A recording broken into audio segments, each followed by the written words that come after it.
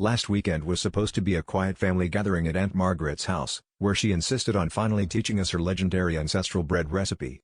This recipe had been passed down through generations and was touted as the secret to her family's culinary prowess.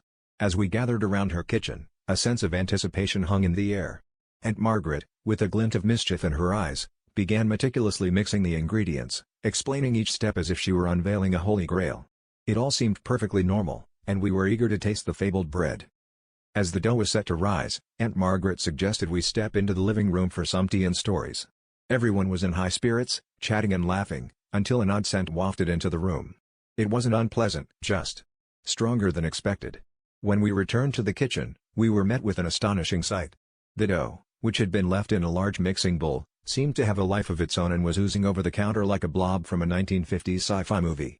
It was as if Aunt Margaret had accidentally summoned a yeast monster. Panic ensued as the dough continued to expand, slowly creeping into the living room.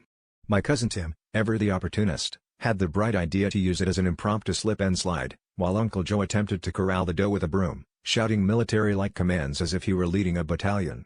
Meanwhile, Aunt Margaret was alternating between fits of laughter and frantic apologies, insisting she'd never seen it behave this way before. The dough was relentless, inching its way towards the family dog, who wisely retreated to higher ground. Eventually, after much chaos and a few hilarious failed attempts at containment, including a futile attempt to use plastic wrap, we managed to wrangle the dough back into the bowl. As we all sat there, breathless and covered in flour, Aunt Margaret sheepishly admitted, "Well, I guess we learned the true meaning of a yeast of burden today." The room erupted in laughter, and though we never did get to taste the bread, the memory of that day was more than enough to fill us with joy, and perhaps a newfound respect for the power of yeast.